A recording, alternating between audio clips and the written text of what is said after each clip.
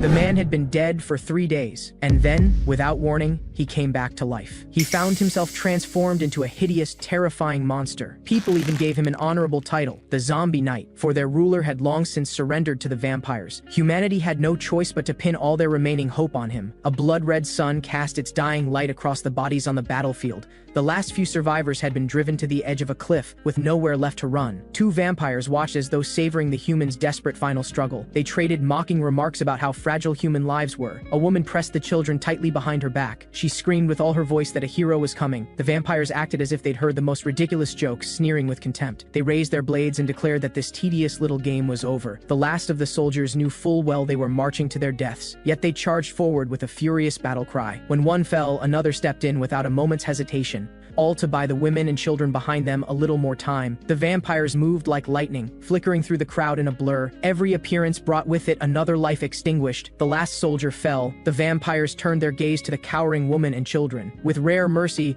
one of them offered the promise of a relatively quick end. Just as the blade was about to fall, a deep, commanding voice rang out. Through the thick mist and smoke, a massive figure slowly emerged, clad in eerie armor that looked as though it had been forged from the bones of beasts. Each step fell heavy and deliberate. An aura of decay radiated from him, neither quite living nor quite dead, sending chills down the spine. The 2 vampires fixed their wary eyes on this uninvited intruder. There was no trace of life about him. He was like a walking corpse. Before they could make sense of it, the knight suddenly broke into a wild sprint. The vampires raised their swords to meet him, mocking him for overestimating himself. But in the next instant, a massive fist was already in their face. The long-haired vampire didn't even have time to cry out, before being hammered straight into the ground. The other vampire went pale with shock. His eyes darted to the spot where the knight had launched himself, over 10 meters away. No human could ever possess that kind of strength and speed. The knight turned, his hollow helmet gazing toward the remaining prey. The short-haired vampire struck first. His blade shot out like a striking viper. It pierced the center of the knight's breastplate with perfect precision, right where the heart would be, a blow that should have been lethal. Yet the knight didn't so much as flinch. The vampire froze, unable to comprehend what was happening.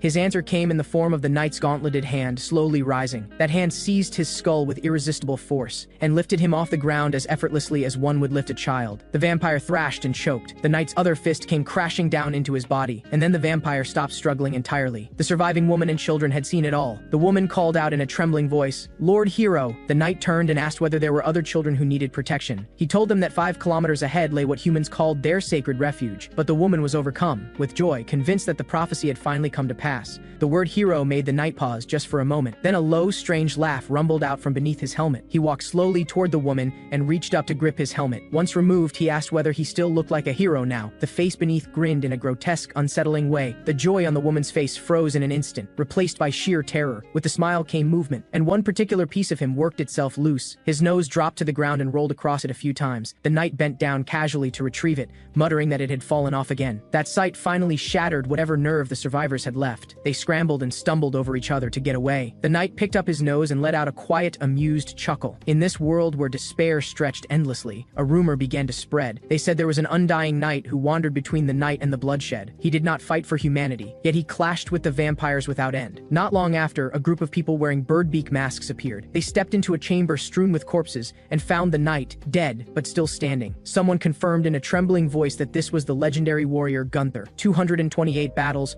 all victories, no defeats. A record that ended only at the hands of the vampires. Even humanity's greatest swordsman could not overcome those inhuman beings. His companions felt uneasy about the plan they were about to carry out. But the girl named Ariane held a steady gaze, determined to place her trust in it. They checked the state of the body and found the degree of decay to be acceptable. Ariane slowly removed her mask, revealing a pale but resolute face. She said quietly that when the age calls for a hero does not truly fall. At that moment, Gunther's consciousness was lost inside a blood-soaked dream. Young and lean, he stood in a sea of blood and corpses, gasping for breath. A voice praised him for surviving once again, telling him he'd done well. But all the light had already gone out of his eyes, leaving only a hollow emptiness. Then, in the next instant, the blinding light of reality wrenched him back. Around him, cries of jubilation erupted, announcing that it had worked. Ariane called his name urgently, asking if he was conscious. Gunther tried to make sense of things. He was certain he had died. Ariane told him that for the sake of humanity, he had been given a second life. Those words made his pupils contract sharply. Just then, someone brought over a mirror. What he saw in it made him let out a low, broken growl. The body was covered in suture marks, all 4 limbs missing, suspended in midair. monster. Ariane immediately pushed back against his horror, insisting he was not a monster. Reiner added that as long as his brain remained intact, he could not truly die. Gunther forced himself to process this reality that defied all comprehension. Ariane pointed to a set of specially crafted prosthetic limbs nearby, her voice filled with excitement. They would grant him dozens of times the strength of an ordinary human, enough to fight vampires. She was certain that with his abilities, he would surpass those inhuman creatures. Gunther understood the real reason they had brought him back. They wanted to mold him into a heroic puppet to fight for humanity. Ariane spoke with growing intensity, recounting everything the vampires had taken from him. She pleaded with him to fight alongside them, for the very survival of the human race. Gunther closed his eyes as if giving the proposal serious thought. He asked Reiner to come closer, saying he had conditions to share in private. Reiner suspected nothing and assumed he had agreed. In the next second, Gunther clamped what remained of his thighs around Reiner's head in a vice-like grip. He told them to stop wasting words and release him immediately. Ariane cried out Reiner's name but didn't dare to move. Gunther laughed with savage abandon. He had become the strongest because killing meant nothing to him. In his eyes, the selfishness and smallness of humans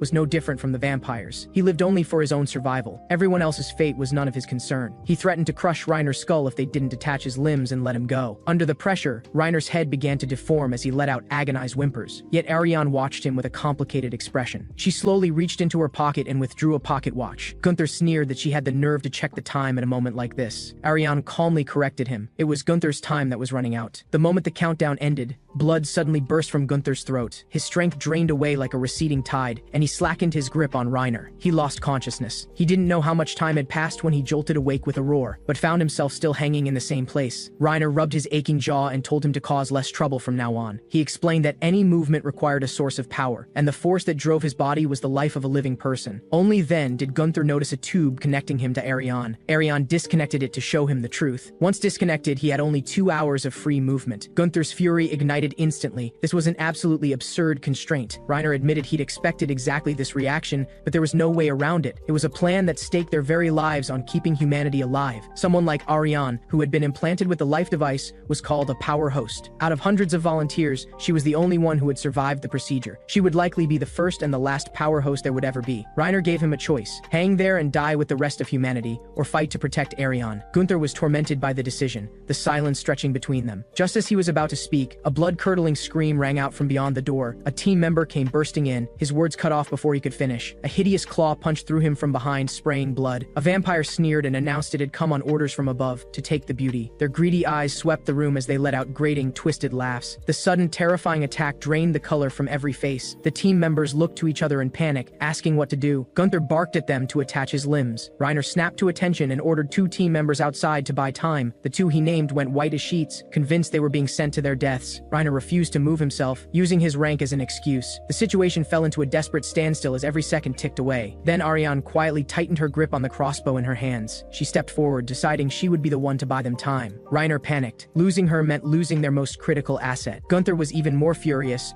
roaring that she had no business putting herself out there. But Ariane had already turned, leveling her crossbow at the encroaching shadows. The 2 vampires laughed at her audacity. They declared arrogantly that they surpassed humans in every possible way. Their answer was a cold bolt slicing through the air. The tip aimed straight at the wide-eyed vampire's forehead, but the expected impact never came. He caught the arrowhead with his bare hand. Ariane calmly knocked a second arrow. The vampire crushed the shaft. The second bolt flew, and he dodged it with unnatural ease. He closed the distance as he evaded, his movements ghost-like in their speed. Ariane barely had time to react before a sharp, searing pain tore through her stomach. She was sent flying with a brutal kick. Her back slammed hard into the cold stone wall. Then an icy hand clamped around her vulnerable throat. The wide-eyed vampire leaned in to examine her, murmuring in admiration. He decided her face was beautiful enough to present to his superior as an offering. Hearing this, the one-eyed vampire immediately rushed over to claim her for himself. The 2 vampires actually broke into an argument right then and there over who she belonged to, just as they bared their fangs at each other. A furious roar came crashing down from above. Fully assembled, Gunther came barreling in and sent both monsters flying with a single kick. He quickly checked on Ariane's injuries. Fortunately, nothing was serious. Gunther scolded her harshly, saying she'd lost her mind. If they were allies, she needed to value her life. Then an odd sound broke the air. The 2 vampires had started fighting and bickering with each other again. Watching their battered heads regenerate before his eyes, Gunther realized this would be tricky. Ariane said they had to destroy the vampires' hearts. Before she'd even finished, the vampires lunged again. Gunther swept Ariane behind him. The wide-eyed vampire stared at Gunther's face and froze, his face twisted into into an expression of disbelieving terror as if he'd seen a ghost. Gunther answered with a savage grin and a punch that caved the vampire's head in. Using the chaos, the one-eyed vampire charged toward Ariane. His hand nearly reached her before Gunther cut him off just in time. The vampire was slammed into the ground with a heavy, dull crash. Reiner watched with his jaw hanging open, astonished by the sheer power of the modified body. But Ariane noticed something else entirely. Gunther's strength was immense, but his speed had dropped. His movements were slightly sluggish. He was managing through tactics, not raw speed. She even noticed that he was deliberately avoiding the vampire's hearts. This man seemed to be savoring the torment he was inflicting. Gunther gripped the one-eyed vampire by the throat and pinned him against the wall. He was quite satisfied with his new body. The vampire trembled in terror,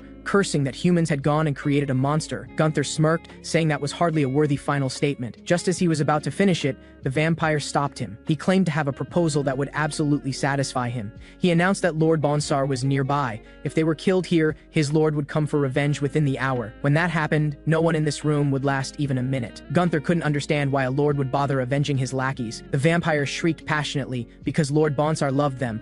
In this world, only their lord had ever cherished them and shown them true affection. So, hand over the woman, and they would spare everyone else. Ariane frowned. Gunther glanced back and said they could hand over the bald one. The vampire took one look at Reiner and refused flatly. He was far too ugly. Gunther's eyes went cold, and the negotiation collapsed in an instant. He drove his fist straight through the wide-eyed vampire's heart. Then, with the speed of a thunderclap, he finished off the one-eyed one. Even as he faded, the one-eyed vampire kept calling out over and over for Lord Bonsar. Gunther couldn't help but wonder what made them revere him so deeply. Ariane explained that Bonsar was a higher vampire. Vampires were divided into three main ranks, each vastly different in power. At the pinnacle were the purebloods, born of nature itself. Those who had changed by drinking pure blood became the higher vampires. And these two had merely drunk the blood of a higher vampire. They were lesser ones. Higher vampires were rare, but their power defied imagination. Reiner came running over in a panic, warning that time was short. Bonsar would come within the hour. They had to prepare right away. Gunther doubted the vampire's word, but Reiner insisted they take precautions anyway. At that moment, Ariane turned to Gunther with a solemn final question. She needed to know for certain whether he had truly decided to fight alongside them. Gunther was silent for a moment before giving his answer. To him, his own life would always come first. But given the current situation, working together seemed to be the only way to survive. He would temporarily join forces with them to face the threat ahead. Ariane thanked him gravely, saying humanity would remember his choice. Then she said there was a gift for him. Soon after, Gunther was fitted with a set of specially crafted armor. Reiner marveled at how impressive it looked, calling it the attire of a hero. Gunther looked it over for a long moment and offered one short remark. He thought it was incredibly tacky. Ariane explained that it had been specifically designed to work with his mechanical limbs. Since his speed wasn't enough to dodge attacks, it would minimize the damage he took. She also pointed out the red tube running along his wrist. After being disconnected, it would show how much free movement time he had left. As the red line shortened, time was running out. He needed to watch it constantly. Gunther said he understood, and the energy transfer began. 40 minutes later, something shifted. The ground shuddered with a violent tremor. Dust rained down from the ceiling. Something massive was approaching. Gunther immediately ordered the connection severed and demanded to know the way out. Ariane told him they were in a repurposed underground crypt beneath the city. There was only one way in or out. Gunther tensed immediately, snapping that this was exactly the kind of information he should have known sooner. With time running out, he thought fast and pulled on his helmet. Then he ordered Ariane harshly to stay behind him and not take matters into her own hands again. He held his breath, eyes locked on the single dark opening. But what emerged from it were three perfectly round, bald heads. Three delicate featured faces broke into vacant grins. The whole room went still. The three heads each spoke in turn, piecing together a chilling accusation. They accused the humans before them of killing their family. Gunther calmly confirmed he had taken care of them. Hearing this, the creature began to feign sympathy for humans. It mocked them for their ugly appearances, pitiful creatures too wretched to deserve love. Gunther found himself at a loss for words. He turned to Reiner and asked if this was actually the so-called Bonsar. Reiner steeled himself and stepped forward, attempting to reason with the creature. He argued that both sides had killed the other's people. Why not call it even? Bonsar burst out laughing. He said with apparent regret that he had made a vow to Julius, a vow to wipe out every last human being in the world. Gunther had expected as much, and the fire of battle lit in his eyes. He taunted that Bonsar probably couldn't handle him alone. Bonsar grinned wide at that, as if he'd heard something hilarious. In the next second, countless heads began to emerge from the darkness. He explained leisurely that lesser vampires were merely shields against the daylight. Once darkness fell, no one would be able to touch him. Then all the heads laughed in unison. There was no one who could destroy him. The sight of those tightly packed faces made every hair stand on end. Forcing back his revulsion, Gunther demanded to know what part of him was supposed to look like a vampire. Ariane looked closely. She found that he had assembled his form by stitching faces together with blood. That was when Reiner finally understood the origin of his title, the Face Collector. Ariane quickly reasoned that the heart must be hidden behind one of the faces. Before she'd finished, the massive column of faces came crashing down. At the last possible second, Gunther pulled her out of the way. He hadn't expected something so large to move so quickly. He told Ariane to get back and stay far away, but Ariane was anxious. Without finding his true core, there was no way to win. Gunther told her to stop worrying about useless things and focus on staying safe. Then Ariane caught a glimpse of what was happening on the other side. Countless faces were slowly creeping toward their companion in the birdbeak mask. They suddenly snapped their eyes open and bared their fangs. The person let out a shriek of terror. Gunther drove his fist in, shattering the leading faces. Bonsar turned his head with curiosity, only to be met with an even fiercer punch. Gunther attacked like a man possessed. If he couldn't find the true core, then he would smash every single one of those revolting faces into nothing. Reiner stared in disbelief, convinced Gunther had completely lost it. But his power was actually a match for a higher vampire. They might actually win. Yet Ariane felt a growing heaviness in her chest, with no sense of relief at all. As Gunther shattered face after face, the creature's voice rose in admiration. It marveled that such a powerful knight could exist among humans. Then it widened its countless eyes and posed a question. Was he truly still human? Gunther answered with a heavier fist, but in the next second, he froze. One of the faces bit down savagely on his arm, announcing its success. The nearby mouths immediately joined in, boasting of their crushing bite force. Once bitten, there would be no breaking free. Gunther reached with his other hand to pull free, but more faces latched on in an instant. They gnawed at his armor greedily, making sounds that set teeth on edge. In moments, all four of his limbs were bound by the writhing mass of faces. The situation had turned dire in an instant. One face lunged close to Gunther and opened a gaping maw. It would show him what truly lay within, the hell inside, and it swallowed Gunther whole. His mind drifted to his oldest memory, a garbage dump. Gunther had been abandoned there the day he was born. He had cried out for days and no one came. Eventually, even his voice gave out. Perhaps from that day on, he had stopped longing for someone to hold him. He trusted only his own strength. Gunther opened his eyes. Countless mouths gnawed at his limbs, sending waves of tearing agony through him. Against 2 or 3 faces, he might have forced his way free. But beyond 3, the combined force was enough to hold him completely. He could feel his arms and legs being devoured, bit by living bit. He had to find a way to break free, and fast, or death was certain. Break through from above? His head would be an easy target. From the side, with his limbs held, he could barely generate force. Perhaps the only option was below, though it seemed like a long shot. Just as he struggled to think, a voice rang out unexpectedly. It was full of righteous fervor, crying out against the vampires. Gunther was baffled, unable to make sense of what he was hearing. Then more voices chimed in, echoing the same cry. They shouted the rallying cry that justice would ultimately triumph over evil. An ugly hand reached up to touch one of the shouting faces. A dark creature appeared and introduced himself as Bonsar. With obvious pride, he explained that these were his collection of heroes, warriors who had once sacrificed themselves for humanity, now possessing beautiful faces. Their spirits would be frozen in place forever, until the last human perished. He asked Gunther dreamily whether this hell was not beautiful. Gunther replied calmly that he didn't belong here. Bonsar praised his formidable spirit and earnestly invited him to join. Gunther declined again, bluntly stating that he was not good-looking. That reason gave Bonsar pause. He finally asked with genuine curiosity whether it was truly that bad. Gunther grinned and removed his helmet without a moment's hesitation. The sight of his face prompted Bonsar to blurt out that he looked like a monster. Gunther found it absurd to be called a monster by a monster. He seized the moment, suggesting that since Bonsar didn't want him, he should let him go. Bonsar flew into a rage, declaring there was absolutely no chance of escape. Gunther said it was Bonsar himself who had shown him the way out. Under Bonsar's puzzled gaze, he let out a quiet, sly chuckle. He announced that he had good teeth too. The words had barely left his mouth before he wrenched his head around and bit down on one of the nearby faces. The insane act left Bonsar momentarily stunned. Then he broke into a roaring laugh. He mocked Gunther for thinking he could bite his way to freedom. What a fantasy. No one would ever escape from here. But Gunther clamped down and held on, refusing to let go. He roared that he wasn't just anyone. He was Gunther. He tore savagely and against all odds ripped the face clean off. He bellowed that he would survive, no matter what it took. The shocking sight brought even Bonsar to a standstill. Outside, Ariane and Reiner watched the terrifying mass in despair. Reiner believed Gunther had been consumed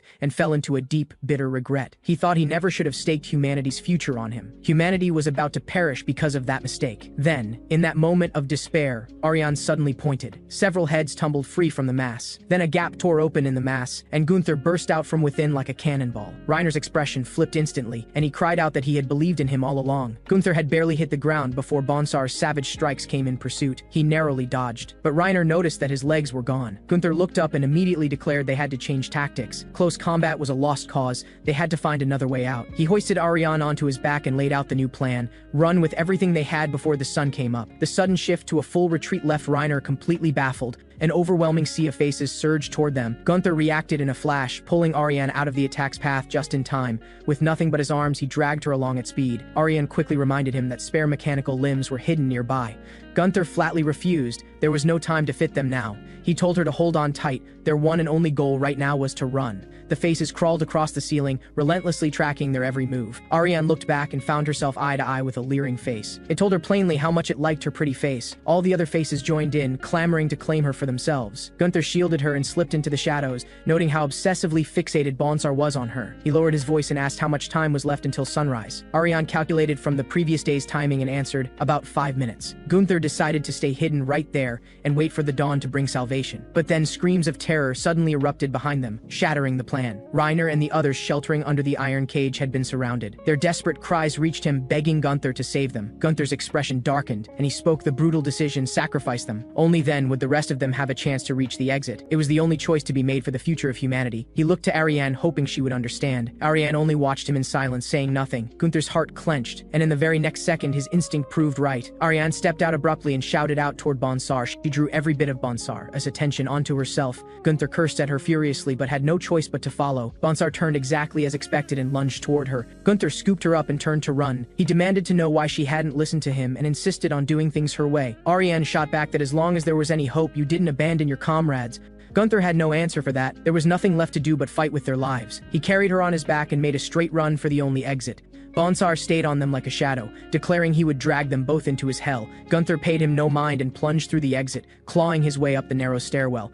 Bonsar's massive form forced itself into the passageway in pursuit. Ariane suddenly cried out and pointed ahead. Morning light was already streaming down. Hope was within reach. They were almost there. The words had barely left her lips before a violent tremor hit. Bonsar had caught up and sank his teeth into Gunther's arm. Searing pain shot through him, and Gunther roared at him to let go. Without a moment's hesitation, he abandoned that arm entirely. With only one arm, he kept leaping and climbing upward. Bonsar was closing in, nearly reaching him again. In the very last instant, they burst into the morning light. Warm sunlight washed over them, scattering the darkness. Gunther had barely exhaled with relief before his heart seized. From behind him came Ariane's terrified cry for help. He spun around and saw her being dragged by Bonsar. At the very last moment, she had been caught. Bonsar showed a triumphant snarl and began to retreat slowly back into the shadows. He had finally gotten the beautiful face he wanted most. Ariane struggled in vain as the light grew further and further away. In that moment, Gunther's world came completely undone. He watched helplessly as that figure disappeared into the depths of the darkness. One of Bonsar's faces had been left behind. It was immediately incinerated by the sunlight. Bonsar's true form retreated into the shadows of his lair. The lesser vampires swarmed around him in a panic, anxiously asking if he was all right. Several of Bonsar's faces opened their mouths at once. He spoke with grief and fury, lamenting that he had failed to avenge his fallen family. His followers erupted in outrage, immediately clamoring to go and seek revenge. But Bonsar stopped them with a sharp command, knowing full well they were no match for that man. He could not bear to lose a single one of his family again. The revenge had to be carried out by his own hand, and for that he needed more power. He rasped out the order: he needed more fresh human faces. The lesser vampires understood immediately, excitedly displaying their latest harvest. They paraded 34 trembling humans forward like an offering. Bonsar's gaze swept over them. He admired their faces with satisfied praise, but his eyes ultimately came to rest, fixed unwaveringly on Ariane. He chuckled softly, telling her that this face was still his favorite of all. She had nothing to fear. She would remain within him until the very end of humanity. On the other side, Gunther was venting his frustration at Reiner with impatient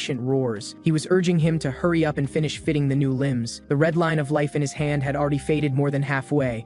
With less than an hour of free movement left, his anxiety burned. Grasping at any hope, he asked whether there was any alternative. As long as there was a new power host, he could be revived again. But Reiner coldly turned the question back on him, asking whether that meant he wasn't planning to rescue Ariane. He then crushed that hope entirely, making clear it was absolutely impossible. The device in his brain was not truly a resurrection instrument. It could only sustain the movement of a body that had just recently died. The window for reanimating a corpse was a mere 3 days. It was only because they had received news of his death too late that they had risked everything to save him here. Developing a new power host was a distant prospect, perhaps never possible at all. Without Ariane, he was destined for permanent, final death. After a long silence, Gunther pressed Reiner for the truth about the device in his brain, but Reiner refused to say, citing insufficient trust. Before long, the new limbs were fitted, though the right arm remained empty. Reiner explained that a special weapon had been prepared for that slot. Since close combat offered no chance of victory, they would try ranged attacks instead. He held up a modified human body weapon. Gunther stared at it for a long moment, then let out a short, cold laugh of understanding. Meanwhile, in the vampire's prison, Fear spread like a plague. One captive broke down in tears, only to be harshly silenced by a vampire. Bonsar's true form reached out a greedy hand and stroked that person's face. He made a gentle promise that the process would be painless. Bonsar's blood crawled across the captive's face like a living thing, until even the terrified eyes were completely swallowed and engulfed. The body crumpled to the ground. The head had already fallen into Bonsar's hands. The other humans who witnessed this hellish scene nearly lost their minds entirely. Only Ariane watched in silence, her face utterly expressionless. Bonsar's gaze turned to her, announcing that she was next. The face that had already been connected to Bonsar's will broke into a smile. Ariane's eyes remained perfectly still, undisturbed. That righteous gaze only excited Bonsar all the more. He longed to see those eyes consumed by regret and terror. But Ariane said quietly that the most frightening thing was this, that across all those long years not a single person had ever tried to save Bonsar's fallen soul. The words made Bonsar freeze for a moment, then fill with exhilaration. He declared eagerly that he would preserve those words alongside her face as part of his collection. Just as he moved to act, a human man came charging in with a furious roar. He screamed a battle cry about ridding the world of this evil for humanity's sake, and drove his blade toward the monster. But the gap in strength was vast. In an instant, he was pinned down under a writhing mass of faces. The man refused to yield, clinging to the belief that the human spirit could never be extinguished. He was certain that a hero would come and cut out Bonsar's heart. This declaration filled Bonsar with tremendous delight. He mocked humans for their hollow, self-righteous pretense at nobility. The man snarled back that a butcher like him had no idea what conviction even meant. Bonsar laughed and told him to look at these ugly hands of his. He began to recall a fire, the desperate, selfless rush into the flames. Through the searing agony of melting skin, he had run and run to save as many as he could. But the praise and respect he received as a hero were as fleeting as a flower that blooms for a single day. What followed was endless contempt and rejection from the world. The man refused to believe it, demanding to know why people would treat him that way if it were true. Bonsar slowly peeled away the last of his disguise. The answer was simple. It was because of this face, destroyed by fire. The man was struck speechless by the horrifying sight. Bonsar trembled as he said that this was exactly the look that saw a monster. The people who had once called him a hero all turned away the moment they saw his face. Had he done something wrong? No. He had thrown himself into danger for the sake of humanity. Yet purely because of a face that looked like a monster's, he was cast out by all of humankind. Bonsar broke down, covering his face with his hands. In that moment, he looked fragile and utterly helpless. He rasped out his conclusion, that sacrifice for humanity meant nothing, because the one thing humans were most skilled at was hurting each other. Those words enraged the pinned man. He argued that a painful past was no justification for slaughtering humans. A darkness came over Bonsar's eyes. He said humans would eventually understand their true intentions. He revealed the mass of blood and flesh in his palm like a cluster of eggs and reached toward the man. The man shut his eyes in despair. At the last possible moment, Gunther's impatient voice rang out. In the next instant, a flash of cold light cut through, and Bonsar's arm was severed. Gunther flexed the newly fitted mechanical arm, muttering that the accuracy was too low, and Ariane's calm face finally broke into a look of relief and joy. Gunther let out a breath too, relieved that she was still alive. The pain of losing his arm threw Bonsar into a fury. Gunther showed no fear whatsoever. In fact, the provocation only fired him up. The tension in the room snapped taut in an instant,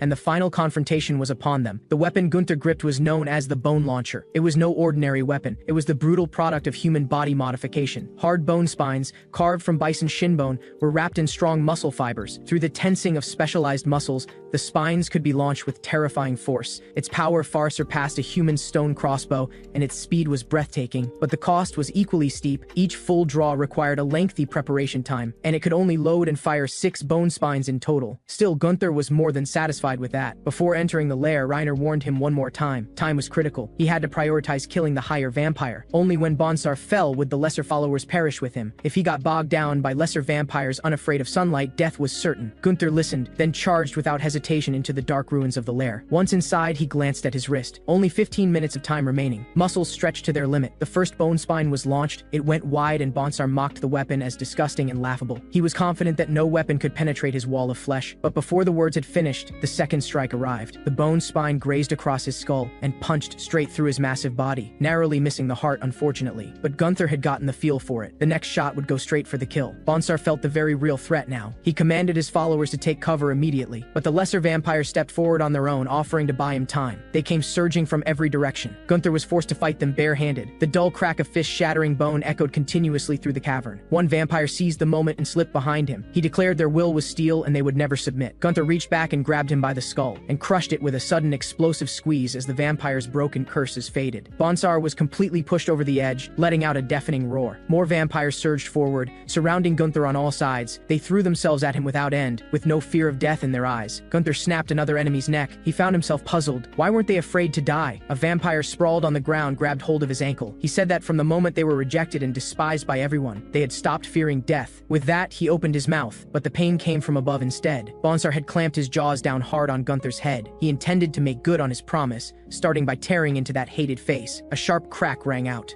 Gunther used a bone spine to sever the part biting him. He kicked the vampire off his feet with force, and barely dodged yet another lunge from Bonsar, but his heart sank. Only 3 bone spines left, and the swarm of grotesque faces before him was overwhelming. He had no way of telling where the true core was hidden. Just then, a familiar voice cut through the chaos of the battlefield. Ariane was standing at a height above, calling Bonsar's name at the top of her lungs, with no regard for herself. Gunther couldn't understand why she was doing this. The lesser vampires shoved her roughly, ordering her to shut her mouth immediately, but she seemed not to hear them, and kept calling out that name with relentless persistence. Just as Gunther's attention was split, a flash of red light sliced past his body. Another vampire came screaming in at him. He fought off the attack with one hand, while Ariane's voice continued without pause. Gunther thought she had lost her mind. A lesser vampire yanked her by the hair, trying to silence her. Ariane gathered every ounce of strength and hurled insults at Bonsar, calling him a revolting monster. Bonsar was provoked into anger. He snarled at her that stalling for time was pointless, but Ariane told Gunther to look closely at the faces. Some would react first. The faces most directly connected to his true core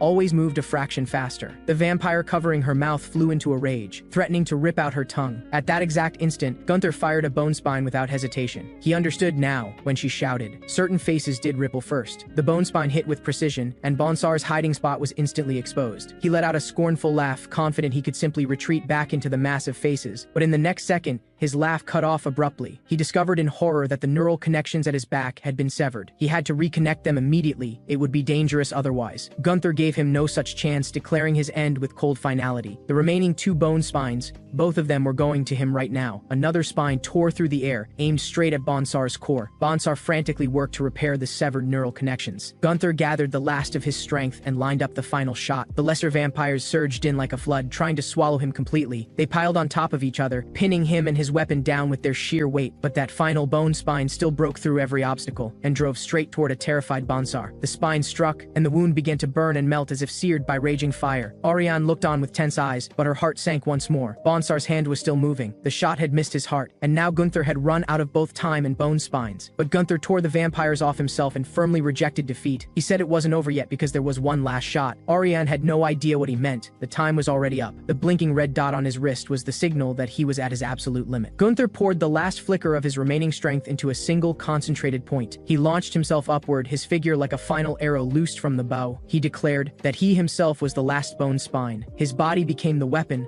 hurtling straight toward what remained of Bonsar's heart. Victory was within reach, close enough to touch, and yet in that decisive moment Bonsar began to regenerate. One of his eyes had already opened. Bonsar was dragged back into his painful past. As a young man, he had stepped forward with conviction to join the city guard, burning with a desire to become a heroic warrior, just like his father. Back then, his eyes were bright and clear, full of hope. Then a fire took everything, leaving nothing but a ruined face and one remaining eye. Walking down the street, children threw rocks at him and called him a monster. He could only lower his head and carve that word into his heart. Tears of blood and sorrow slid down his face as he was filled with desperate questions. He didn't understand whether his father's sacrifice for humanity had truly been worth it. He didn't know whether he himself should sacrifice for the people who saw him as a monster. He crouched on the ground and curled himself into the smallest shape he could. Then, a hand came to rest gently on the top of his head. A vampire appeared before him. He said he had been watching for a long time. He laid out a sweeping vision of a new world to be built, and admitted honestly that the path would be hard. He needed someone like him. Bonsar asked what kind of world it would be. As he listened to the description, his eyes slowly widened. When that hand reached out toward him, his heart was torn with conflict. In the end, he lifted his head and took the hand, choosing to join. But the memory was shattered by a thunderous crash. Gunther's fist had driven straight through his heart. Bonsar went still. Then, of all things, a look of relief spread across his face. Before fading, he asked one final question. Among the heroes humanity yearned for, was there room for a monster like him? Before the words had even finished, his form dissolved into ash and was gone. Every lesser vampire vanished along with him without a trace. Gunther smiled with the satisfaction of victory, but his strength was completely spent. He closed his eyes and fell backward heavily. He didn't know how much time passed before he awoke to the jolting of a moving cart. Around him were the excited voices of his companions. Energy was being transferred into him. He was told not to move around. Reiner praised him enthusiastically for having taken down the higher vampire. The lesser vampires had vanished along with him. When the source that supplied the blood died,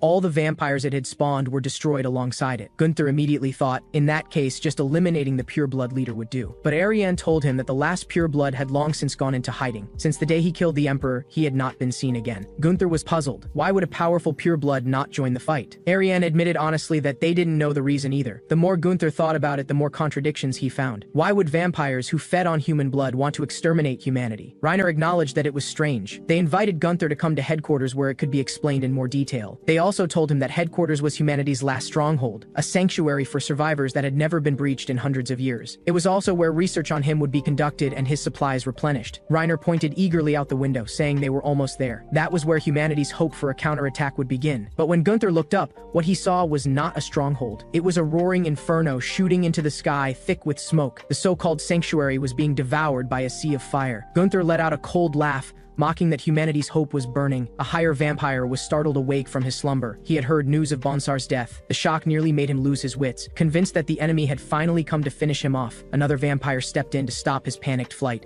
Signaling that there had been no enemy intrusion, they expressed their sorrow over Bonsar's death, then asked Julius whether it was the work of humans. Julius was silent, then gave his order. The one responsible for killing Bonsar had to be found and investigated thoroughly. His narrowing eyes and displeased expression made clear just how serious things had become. Meanwhile, the place known as the Sanctuary, Bahar, had become a sea of flames. The island was strategically situated, surrounded on all sides by sheer cliffs, with only one bridge connecting it to the outside world. It seemed like an impregnable fortress bestowed by divine providence. When Reiner's group arrived, they were left speechless by the devastation before them. They soon encountered the garrison commander, Leonard. Leonard exhaled with relief at seeing them return safely. He was especially concerned about Ariane's well-being, but when his gaze landed on Gunther, his expression froze. He noticed the tube sustaining Gunther's life. He clicked his tongue quietly, making no effort to hide it. Gunther felt that unmasked scrutiny and hostility. Leonard gestured for them to come inside and rest. Gunther walked across the creaking floorboards and made a sarcastic comment about how decrepit the sanctuary looked. Leonard explained that with the fighting so intense, they had lost the ability to maintain the outer areas. Then he received word that Bonsar had been dealt with. Gunther curled the corner of his mouth and admitted to it casually. Leonard studied him for a long moment, then let out another quiet, pointed click of his tongue. He recounted what the sanctuary had endured in the attack. The vampires had been strange. They had turned the slaughter into a frenzied performance with grotesque theatrics. Gunther gave a dismissive snort, comparing it to a ridiculous circus. Leonard shot back in anger that anyone who had lived through it would find nothing funny. His forces had suffered devastating losses and could barely hold against another assault, so he made his request. He wanted Gunther to be stationed at the outer perimeter to protect the bridge. Gunther refused without a second thought. He said that with Leonard's troops acting as the shield, his own odds of survival were much higher. That remark finally lit the fuse on Leonard's long-suppressed rage. He demanded to know whether Gunther understood why he was standing here at all. 136 people had willingly sacrificed themselves to give him life. A research team had worked day and night to build his mechanical limbs. Frontline soldiers had staked their lives to hold this broken sanctuary. And Gunther, without a shred of gratitude, was willing to hurt others purely for his own sake. He beat his chest and roared that someone like this had no right to call himself a knight. The will of the zombie knight should be passed down by him instead. Gunther just watched his furious outburst with cold, detached eyes. Then, without warning, he solemnly complimented Leonard on being upright and handsome. Leonard was thrown off for a moment by that sudden shift. Then Gunther leaned close to his ear and breathed a crude, cutting insult. The humiliation of being toyed with snapped Leonard's composure in an instant. He drew his sword in a blind rage, roaring and hacking straight at Gunther. But Leonard was sent flying by a tremendous force. He crashed hard onto the ground outside. Ariane rushed up to Gunther, scolding him for using large movements while recharging. Gunther maintained that he was merely acting in self-defense. Ariane looked at him, not knowing what to say. As night fell, Leonard's neck was already wrapped in bandages. Gunther remarked with disappointment that he hadn't managed to send him to the afterlife. Ariane cut him off immediately, speaking to Gunther with firm seriousness. Humanity's victory couldn't rely on him fighting blindly on his own. Building his body had consumed an enormous amount of manpower and precious resources. Gunther's body needed a constant supply of materials and human support, so he had to save as many people as possible and protect this sanctuary. Gunther swallowed his irritation and grasped what she was saying. He told them to hurry up and bring him his weapons. Reiner started searching and came up with only 2. Gunther could barely believe his eyes. Only 2? Leonard apologized, explaining that all manpower had been directed toward defense and firefighting. Gunther held held up one of the strange weapons. It looked like a crocodile's jaws, with a flat expression. Leonard explained that it was a weapon capable of a tremendous biting force. Gunther answered with an unimpressed click of his tongue. He fitted the other weapon instead, which looked something like an umbrella. When opened, it became a solid shield. Ariane explained it was called a hide shield, stronger than steel and fireproof. Gunther asked when the bone launcher from before could be produced again. Ariane said it would take at least half a year. Every weapon required a vast amount of materials and was essentially single-use. Gunther felt that nothing was going right, and his mood soured. Just then, Leonard and Reiner were called away by other matters, leaving only Gunther and Ariane in the quiet.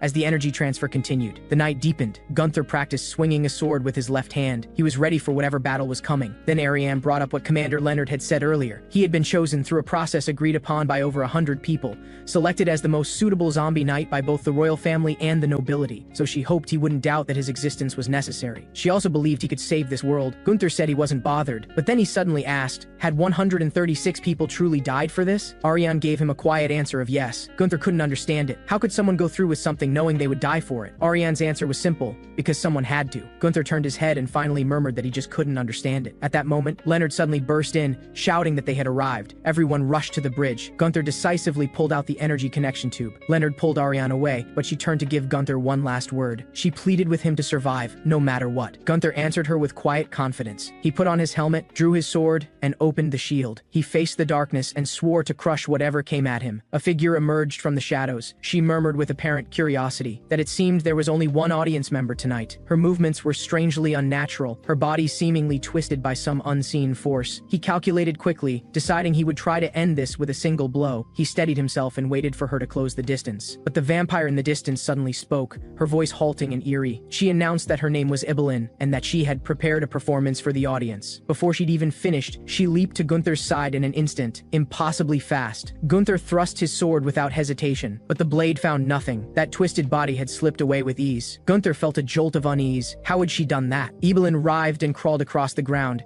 chiding the audience for not following the order of the show. She announced that the first act was now officially beginning. The performance was titled The Pig King and the Dwarf Chorus. She sliced her palm with a sharp fingernail, and the blood and flesh began to grow wildly like vines. Sinew and muscle shot upward, weaving together into an enormous grotesque tent. Just as Leonard had described, a small opening appeared at the base of the tent. Something came bursting out of it. Gunther raised his shield, and found himself looking at a vampire wearing a pig snout mask. It let out a strange howl and leaped aside. Then more of its kind came flooding in. This mob of frenzied small creatures swarmed Gunther instantly, surrounding him on all sides.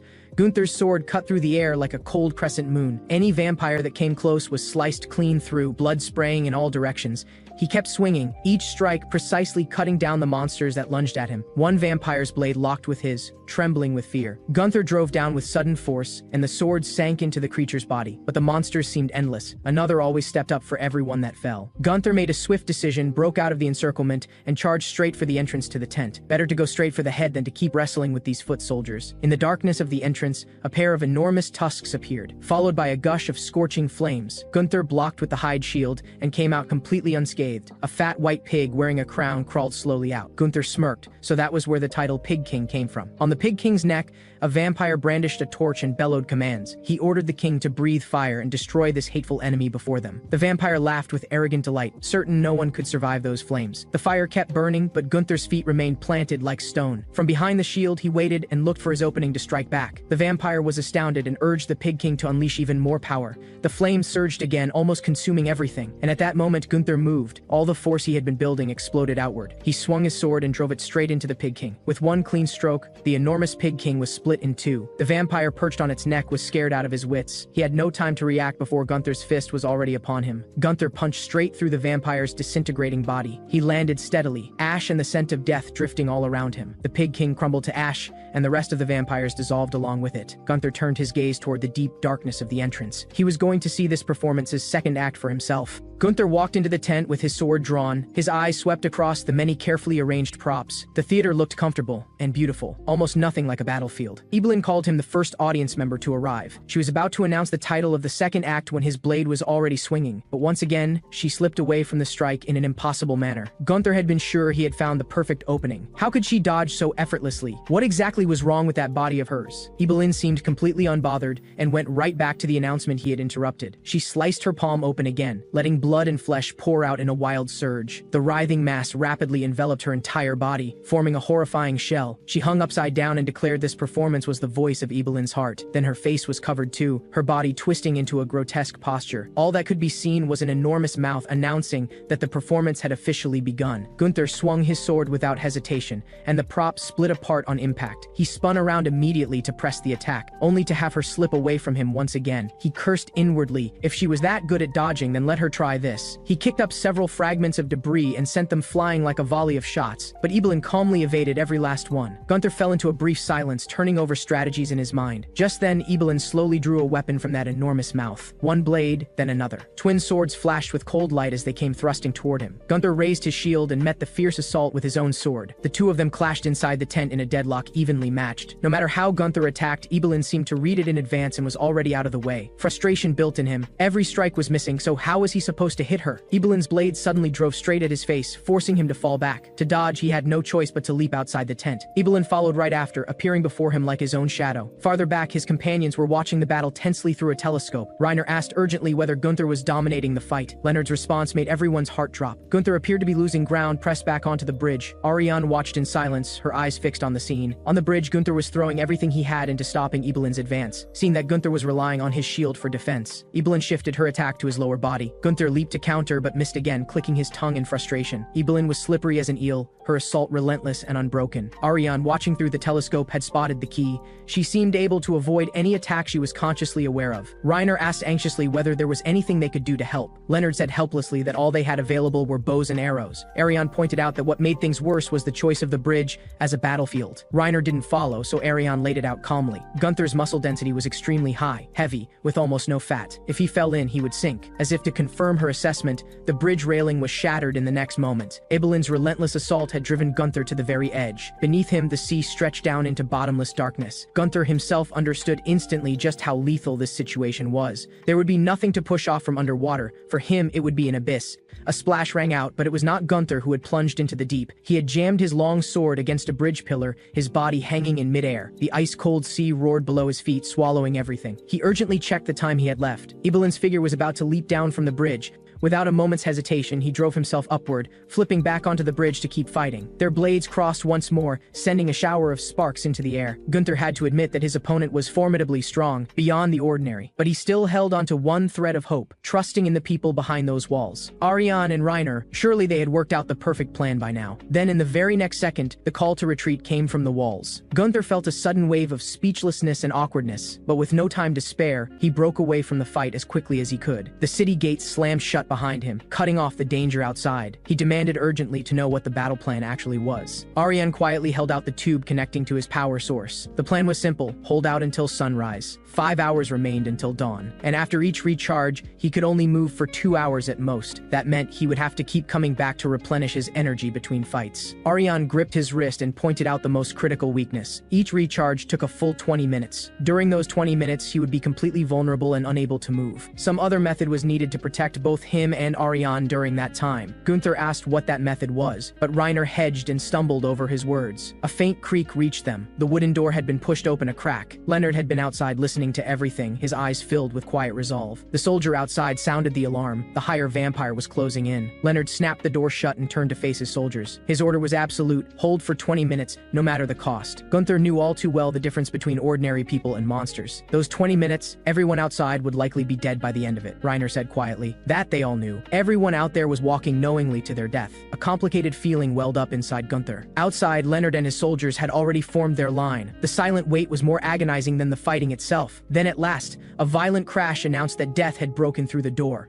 Inside, the sound made Ariane and the others flinch from head to toe. Then crimson liquid began to seep in under the gap at the bottom of the door. Gunther's face remained cold as ever, but the unbroken screams outside drew his brows into a tight knot. Outside, someone had managed to land a hit on Ebelin, but it did nothing. Leonard was sent flying by a tremendous impact. Ebelin came down directly on top of his shield. The face beneath the shield twisted and distorted under the crushing weight, fighting for breath. Her other sword was already raised high, aimed straight at his heart. At the last possible instant, a massive jaw burst through the door. Gunther was controlling his other weapon, driving it hard into Ebelin. Leonard was stunned. There was still time left on the clock. Reiner was worried. Without hitting the heart, there was no way to win. Ariane was also concerned about the power running low. At that moment, Gunther made a wild decision. He roared about changing the battlefield and hauled Ebelin away away from the castle by force. Gunther dragged the shrieking vampire and hurled them both off the cliff. He called out loudly that the stage for the third act was the sea, where neither of them could escape. Gunther and Evelyn grappled fiercely in the deep water. He seized his chance. The fist he had been charging for so long finally crashed into her body with full force. The moment the hit landed, a surge of fierce exhilaration swept through him. He reached again, going for the fatal heart. But Evelyn suddenly spun her head around and opened a gaping savage maw. Her body coiled like a snake, wrapping itself around Gunther entirely. An ice-cold blade found the gap in his armor and drove in,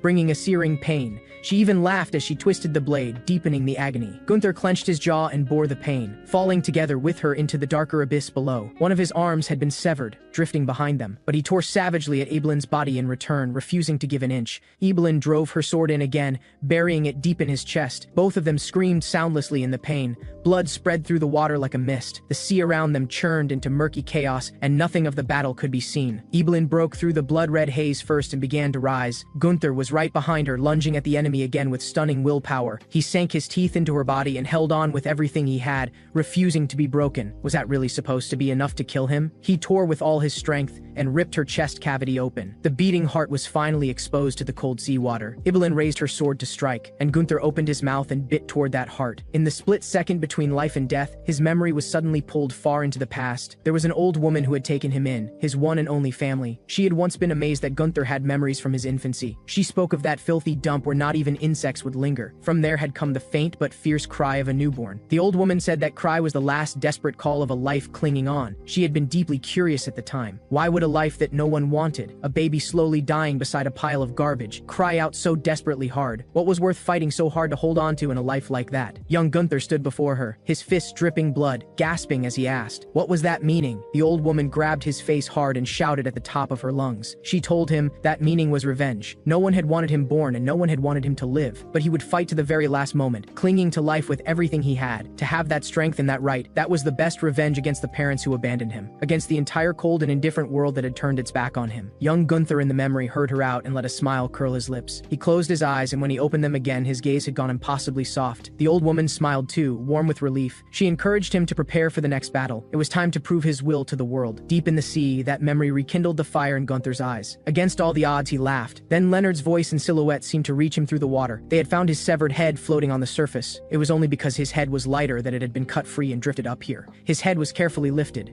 Ariane held it tightly in her arms, her face full of grief and determination. Leonard urged everyone to move quickly. The war wasn't over. Gunther's head kept twisting and turning on the table. Reiner stared, slightly dazed. Gunther struggled uselessly. Without a body, he couldn't speak. Ariane reassured him that he only had to wait a little while. His body would be reattached soon. Once fully reassembled, Gunther let out a long breath and said he was glad to have that nuisance dealt with. But Leonard cut in with a grave expression. He thought the vampire might still be alive. Gunther immediately pushed back, saying he remembered biting through her heart. Leonard explained that they had found unusual tracks on the beach. Following them, they had come across a highly suspicious carriage. He speculated it might be a hiding place the vampire was using. Gunther found the reasoning absurd and trusted his own memory completely. But to be safe, they decided to go check immediately. Gunther clicked his tongue with displeasure, visibly irritated at being doubted. They crept along behind the bushes. The carriage had a distinctly unsettling air about it. Gunther still maintained his position out loud, but inwardly he was beginning to waver. He went forward with his sword and found fresh tracks on the ground. The sealed windows only added to the strangeness of the place, though it was daytime now. Even if there was an enemy inside, the odds were heavily in their favor. He pushed the door open gently. Inside was a thick, impenetrable darkness. He had barely leaned in to look when the door behind him silently swung shut on its own. In the darkness, a pair of crimson eyes suddenly lit up. A killing intent washed over him. Gunther immediately raised his sword to block. Metal collided and threw off a scatter of sparks. He could only rely on instinct, defending himself with great difficulty in the complete dark. Finally, he slammed one lesser vampire hard out of the carriage. Just as he moved to finish off the other one, a lesser vampire crawled out to intervene. It recognized Gunther as the one who had killed the Pig King. Gunther sneered at their weakness, mocking that it barely counted as a fight. The vampire trembled as it explained. Most of them were failures, products that hadn't made the cut, creatures whose bodies were so warped they couldn't fight or walk normally. Gunther believed their killing of humans was something that could never be forgiven, but the vampire claimed they had no choice. It was a promise they were bound to keep. Then it said it wanted to take Gunther to see the final performance. Gunther stayed on guard and followed the small flicker of light deeper into the carriage. The lesser vampires around him let out an irritating low hum. The guide explained that their master had raised them to be obedient pigs. Only that way could they produce merchandise that met the required standard. The curtain was pulled aside. What was called the most beautiful piece of merchandise came into view. Evelyn sat in a twisted posture. Gunther took a startled step back. She had no will to fight. She simply raised her eyes and watched him quietly. quietly. Gunther couldn't understand it. He had bitten through her heart, Evelyn explained. A vampire's heart had to be completely destroyed or they would not die. But with an incomplete heart, they lost the power to control blood. She sliced her palm open again. This time the blood only trickled down uselessly. Gunther understood. In her current state, she was no longer a threat. He raised his sword again and declared that the one to survive this time would still be him. But Evelyn didn't flinch or dodge in the face of the blade. There was even a faint trace of a smile in her eyes. Outside the carriage, Leonard was anxiously counting the minutes. A soldier reported that roughly 50 minutes remained. Unease hung thick in the air. One soldier suddenly asked whether those vampires had once been human too. The question caught Leonard off guard. The soldier recounted a story that chilled the blood, an urban legend. He said that countless vagrants and orphans had vanished without a trace. The people who searched for them eventually found the truth in a sunless underground place. It was filled with instruments of torture and iron bars, and mountains of bones. Everyone wanted to know what kind of place it was. The one telling the story said in a low voice that it was a workshop for producing merchandise. The more twisted and small a piece of merchandise was, the higher the price it could fetch. The listeners couldn't believe it. Who in the world would buy something so horrifying? The soldier answered that the buyers were mostly wealthy merchants and nobles seeking novelty. Owning a deformed person had once been a fashionable way to flaunt wealth and power. A third soldier who had been silent all along suddenly spoke up. He had heard that some of the survivors were eventually sold off to circuses across the land. The one telling the story turned to Leonard with a question that cut to the bone. If these vampires were the victims from back then, were the humans and the sanctuary of Bahar they were dying to protect still worth it? Leonard stood frozen in place, unable to give a single word of affirmation. Meanwhile, inside the carriage, the final struggle was playing out. Gunther's blade cut sharp and swift through the dim space. Evelyn moved lightly to avoid it, all while speaking of a distant suffering. She described being bound, having her bones broken, an endless agony. Even when she had wanted to die, her tormentors never cared about her pleas. Then one day, without any reason, they suddenly set her free. She couldn't understand it and pressed them. How could they let go so easily after all that time tormenting her? The lavishly dressed noble only scratched his face with a troubled expression, then sighed and offered a reason so absurd it defied belief. He said that deformed people were no longer in fashion. What had once been the most extreme suffering was nothing but an outdated pastime in the eyes of the powerful. She was eerily calm right now. She posed one final question to Gunther.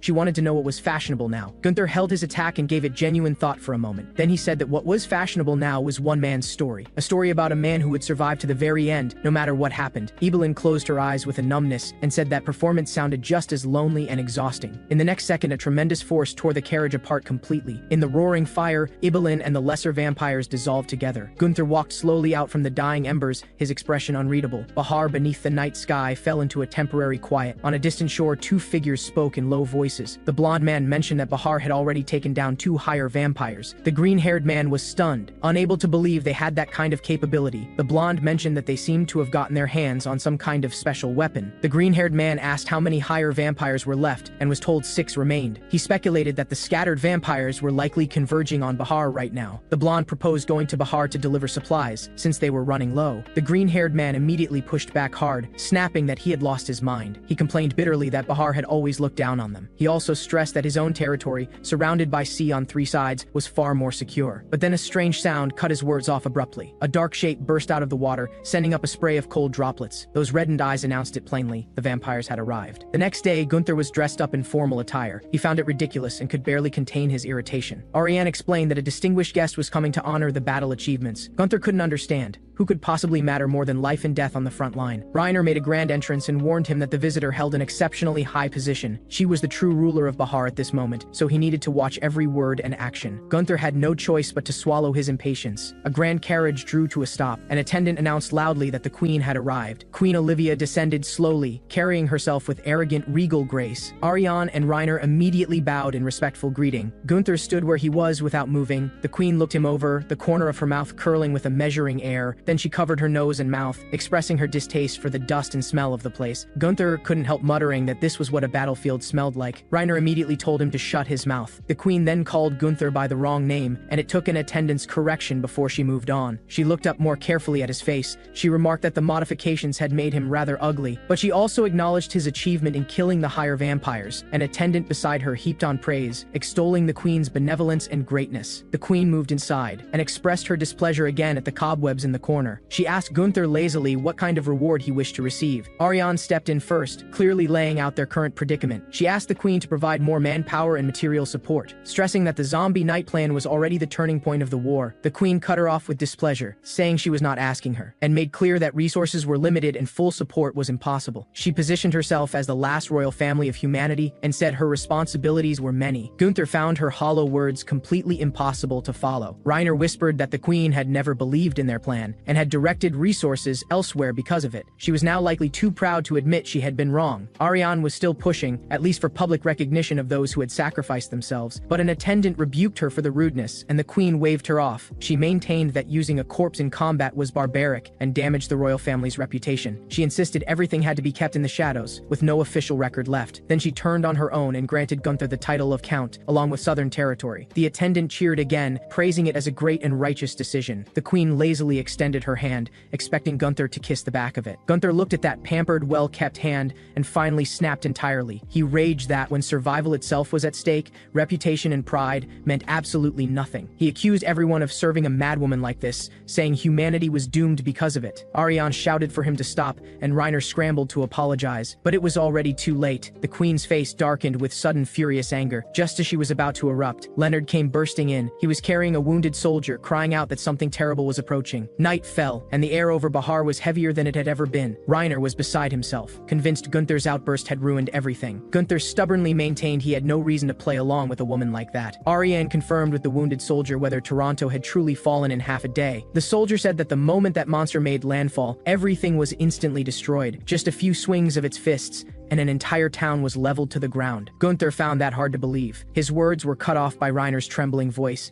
He had spotted a massive shape standing on the ridge in the distance. When it began to move, the trees beneath its feet were crushed, like blades of grass. This was no ordinary vampire. It was a true colossus. Gunther watched from the city wall with a cold dread he had never felt before. He had never imagined a vampire could exist in a form this terrifying. Ariane explained that for higher vampires, blood was will and strength made tangible. As long as they had a sufficiently powerful will, they could transform into any form they desired. The monster before them, known as Miranda, was the one responsible for bringing down the capital. Its iron-like skin could withstand any attack. Gunther realized that Ariane knew a great deal about it. Ariane admitted that the resistance had studied it extensively. Gunther asked for a weakness, but the answer was devastating. That monster had no known weaknesses. Bahar fell into chaos. They raced out in a carriage heading for the battlefield. Ariane said Miranda's skin was impenetrable, making it nearly impossible to reach the heart. If they allowed it to break into Bahar, the sanctuary would be completely annihilated. Gunther couldn't help remarking bitterly that rushing out there now sounded like a group suicide.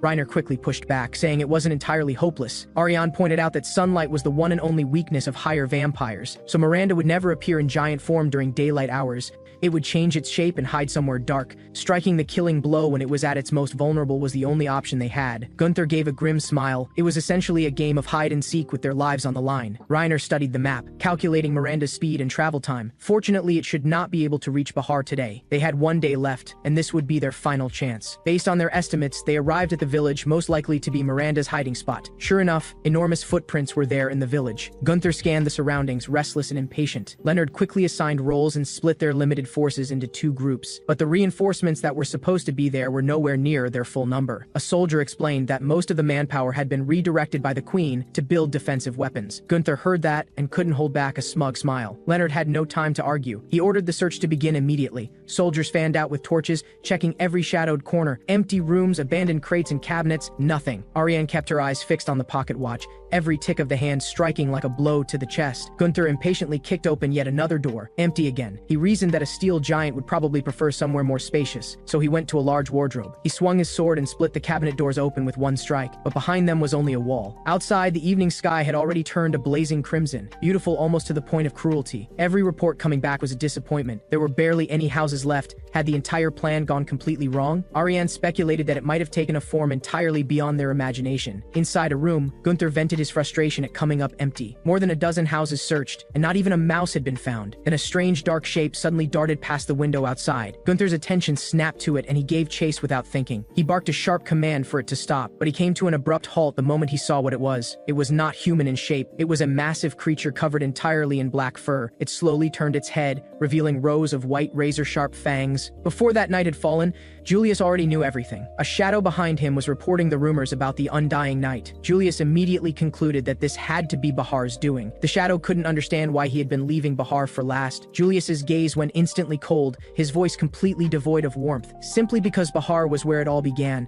a place of profound significance. So he intended to savor it slowly, at the very end. But now it seemed the moment had come ahead of schedule. The shadow understood at once and dispatched Miranda. Julius added coldly that that person was to go as well. The undying night was to be brought before him alive. The story turns back to that agonizing dusk when they were searching for Miranda. Reiner suddenly noticed an unusual sound coming from a residential building. His heart leapt, and he rushed over immediately, but he stopped dead in his tracks when he got close. He found Gunther walking toward him, carrying an enormous black bear on his back. Gunther asked whether bears could turn into vampires too. Reiner could only answer helplessly that it was probably unlikely. The bear was dropped on the ground, and an awkward silence settled over them. Ariane reminded everyone that sunset was less than an hour away. Leonard suggested using the remaining time to do one more sweep, but Gunther was already frustrated. They didn't even know what the target looked like. Leonard proposed using fire to force the enemy out of hiding. Ariane rejected the idea immediately, worried the fire would spread to the forest. They broke into an argument, and someone suggested giving up. Those words hit a nerve in Reiner, and he pushed back sharply. He absolutely could not accept giving up here. He had followed them precisely because he believed in their plan. He believed that only they could protect Bahar and keep it safe. He turned away with conviction, to go check one last time for anything they might have missed. Gunther couldn't understand why he was so worked up about it. Leonard explained, because Reiner's daughter lived in Bahar. She was the only thing he had left. Leonard said his piece and went back to searching. The light was fading fast, and inside the buildings almost nothing could be seen. Every possible hiding place had been checked, and Reiner's desperation was mounting. Staring at the last sliver of twilight through the window, despair nearly swallowed him whole. Then, from somewhere behind him came a very faint, strange sound. He spun around, his heart leaping straight to his throat. Behind a pile of battered old crates sat one that was relatively intact. The eerie sound seemed to be coming from inside it, but in that very moment, the light gave out entirely and darkness fell. The vampire's erupting power shattered the entire building in an instant. Reiner was hurled away by the shockwave and hit the ground hard. Ariane and Gunther rushed to him as the enormous figure took shape before them. Gunther looked at the fully formed monster and let out a torrent of curses. Reiner struggled to his feet, his voice heavy with regret and anguish. He had found the enemy just moments ago. He had even had a chance to kill it. Gunther was furious and demanded to know why he hadn't acted. In Reiner's mind, the image inside the crate flashed back instantly. Curled up inside had been what looked unmistakably like a child. That one moment of hesitation had cost them the last chance. Now Miranda in its complete form had already raised its fist high and brought it crashing down toward them with the force of total annihilation. Gunther barely dodged the blow, his heart pounding with shock and fury. He demanded to know if Reiner had any other plan for fighting this thing. Hearing there was none, Gunther's rage boiled over and he shoved Reiner aside. But Miranda no longer paid them any attention and simply walked forward. Gunther was baffled, but Ariane grasped the truth in an instant. The Iron Giant's gaze was locked on Bahar in the distance. Its one and only objective was to destroy the sanctuary. As Miranda moved, the soldiers in its path were as insignificant as ants. Enormous feet came down without mercy, snuffing out countless lives in an instant. Its eyes held only its target. The cries beneath its feet meant nothing to it. Gunther had already caught up to its side. He hefted a massive stone pillar and hurled it with everything he had. But a strike that took his full strength hit like a pebble against that skin. Refusing to accept it, he launched himself upward and poured every ounce of power into his fist. Was the skin really truly impenetrable? His fist hit far harder than the pillar and still accomplished nothing. He moved across the giant's body, his fists quickly becoming raw and bloodied, and yet Miranda's skin showed not the faintest mark. The giant grew impatient and began swatting at the insect on its body. Gunther dodged frantically through the gaps between those massive palms, each escape a close call. He was convinced that no matter how powerful a monster was, it had to have a weakness somewhere. That fatal flaw had to be exposed somewhere. The cupped hands came together again, and he barely slipped free once more. He slid rapidly along the smooth skin, searching for any opening. But in the next second, a hand closed around his leg. He was hoisted into the air, and found himself looking into those eyes that blazed like lighthouses. A jolt went through Gunther. A powerful instinct told him this was it. Those glowing eyes were in all likelihood the one and only weakness. But Miranda had no patience left, and the other hand flicked toward him. Gunther didn't even have time to react before he was reduced to ash in an instant. Far away, the queen stood on Bahar's walls, watching in silence. The Iron Giant had begun crossing the sea, yet the queen's expression was strangely calm. She declared that vampires were far from invincible. Ordinary people had defeated lesser vampires before. Even without that repulsive zombie knight, victory was still possible. The queen turned. Behind her stood an array of enormous weapons like a forest of steel. She couldn't help admiring their beauty, as noble as royal power itself. An attendant explained that they were fired by the tension of thousands of horses pulling together. Hundreds of giant bolts were powerful enough to pierce iron skin and reach the heart. Whatever the target, wherever it stood, it would be obliterated in an instant. The queen smiled. She was going to prove to everyone that the only true emperor and hero who could rule humanity would be her. She raised raised her hand high and gave the final command. In an instant, countless arrows tore through the air like a tide of death. At that moment, the others had finally traced the footprints the giant had left behind, but all that lay before them were scattered fragments. A scene so brutal it chilled the blood. Reiner stared hard at those charred pieces. Was this all that remained of everything they had fought for with their lives? Overwhelming remorse drowned him instantly, tears cutting through the ash and dust on his face. Ariane felt as though she couldn't breathe. Then something suddenly rolled out from behind her. Everyone spun around in shock and saw that familiar head. Gunther's muffled voice came through, cursing and grumbling that he wasn't dead yet. Ariane rushed over and scooped him up, joy and worry tangled together. Gunther clicked his tongue awkwardly, seeming unaccustomed to that kind of concern. They didn't dare waste a moment and set off with him for Bahar at full speed. In the cart, Gunther struggled to communicate what he had spotted. A critical detail. He kept murmuring the word eyes, his voice faint and indistinct. Reiner leaned in anxiously and told him to speak more clearly. He finally guessed that Gunther was saying the giant's eyes had no skin protecting them,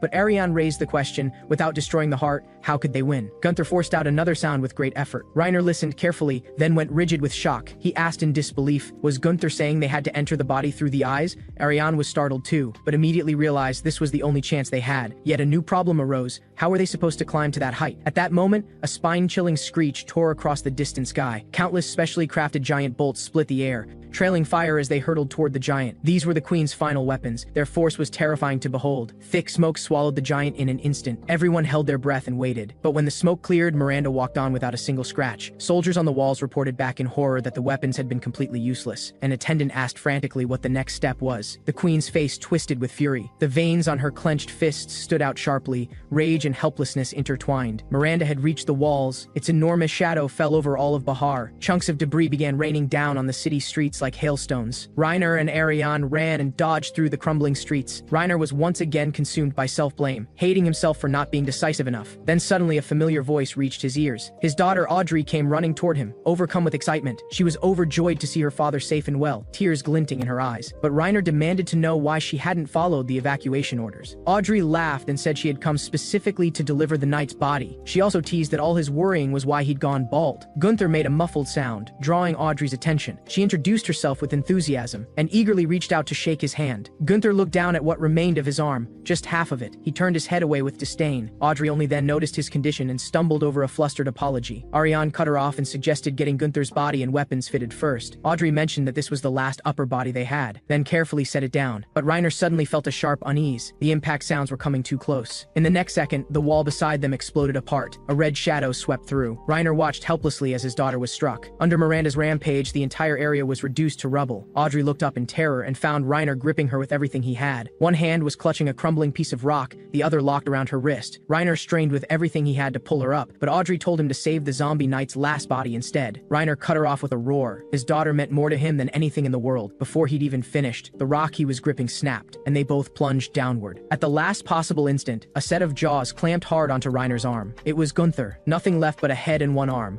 holding fast to the rock face. He forced out the word body in a muffled grunt. Reiner couldn't make it out clearly, but his heart was flooded with gratitude, taking it as an act of selfless rescue. Meanwhile, Miranda was still rampaging across Bahar Island with devastating fury. Buildings toppled like children's blocks. Leonard directed everyone to flee. The Queen appeared silently behind him. She asked how much longer the defense line could hold. Leonard admitted honestly that getting through the night would be difficult. The Queen asked about the zombie night and was told Gunther and the others were preparing. She gave a cold laugh, dismissing it as pointless effort. Watching the people running in panic to escape, she thought it would be fine if they all died. That way, no one would ever be able to criticize or judge her again. That twisted fixation left Leonard shaken to his core. On the other side, the others were working to fit Gunther with a new body. Gunther looked at the pair of strange extra arms that had been attached, slightly puzzled. He reached out and patted Reiner's bald head. His palms stuck fast. Ariane explained they were biomimetic weapons designed for climbing sheer, slippery surfaces. Reiner wasn't bothered. In fact, he thanked Gunther with genuine sincerity.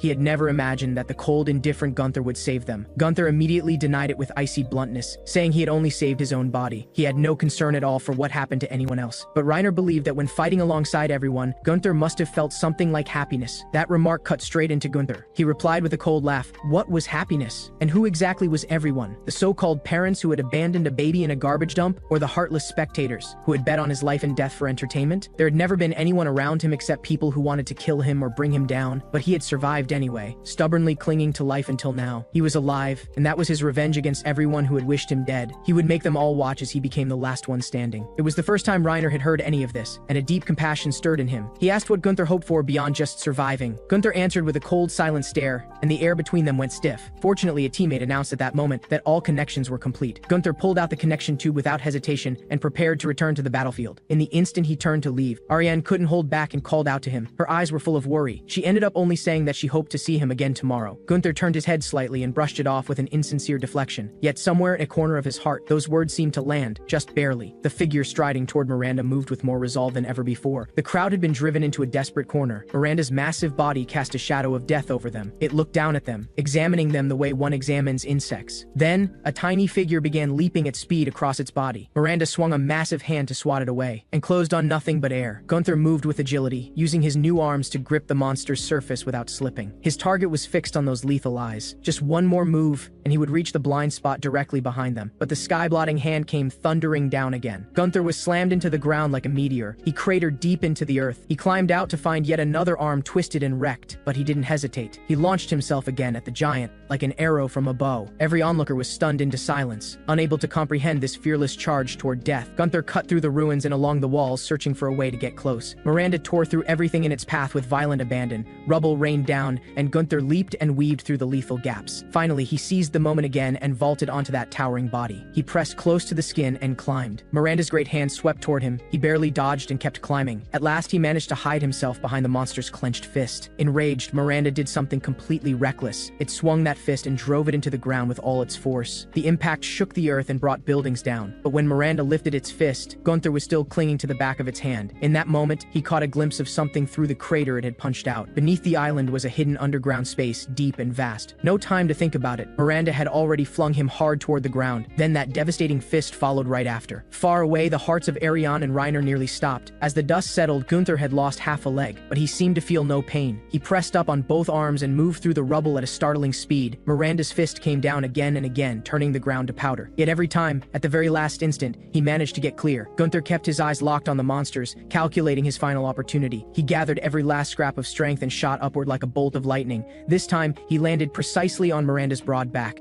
Just one more, he only needed to divert its attention one final time. Miranda sensed something wrong on its back and slowly raised its arm, but its movement suddenly stalled, its gaze drawn to something in the distance. Gunther saw his chance. Now, he drove off with every last bit of strength in his body. His figure arced over Miranda's head like an arrow. Every ounce of fury, clarity, and power converged into his fist. Miranda finally panicked. Deep in Miranda's memory was a worn and tattered rag doll. It had belonged to his little sister. He remembered watching his sister be hurt and being unable to move, paralyzed by fear of the aggressor's power. At the very moment he hated himself most, Julius had appeared like a savior. The vampire made him a promise that together they would build a new world without monsters. Miranda had looked up, his eyes uncertain at first, and then giving way to complete and total trust. Now he had truly gained the overwhelming power he had once dreamed of. But when he saw two children not far away, he froze. A sister was desperately trying to shield her little brother. In the children's terrified eyes, he saw a grotesque reflection of himself. In that moment, the truth crashed over him. He had become the very monster he had once hated most. A moment of confusion and hesitation was all Gunther needed. He seized it and drove himself like an arrow straight into the giant's eye. Miranda scrambled to block with its hand,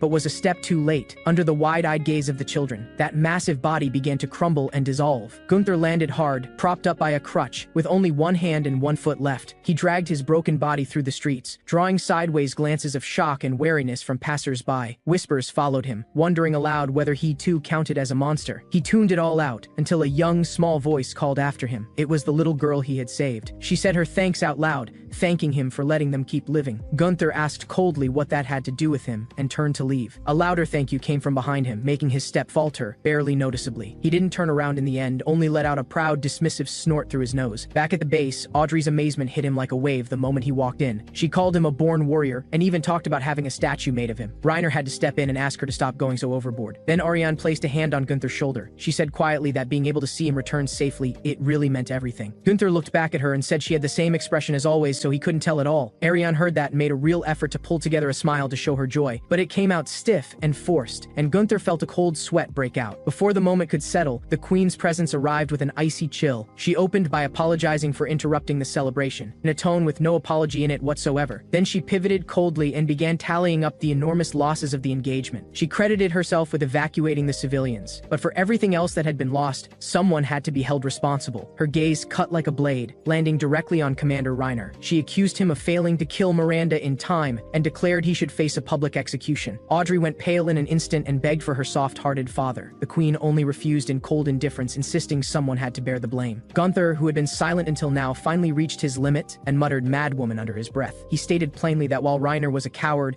it was the queen whose poor decisions had squandered the troops. He pulled the connector from the back of his neck and stepped up to her face, demanding to know why she refused to admit her own mistakes even now. The queen's brow tightened as she asked what exactly he wanted. The temperature in the room dropped to nothing. At that moment, an unfamiliar, unhurried voice drifted in from nowhere.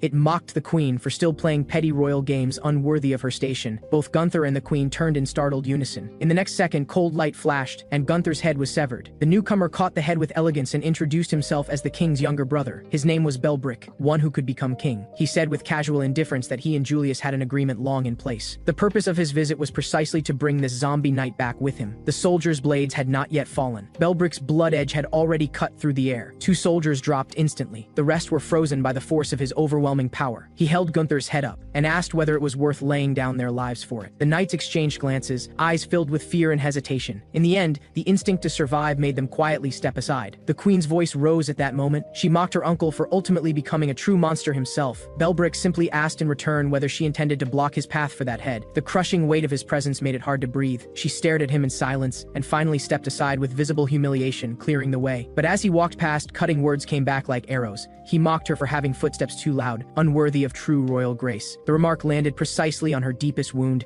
and she shook with rage. Belbrick carried Gunther and walked without hurry down the center of the street.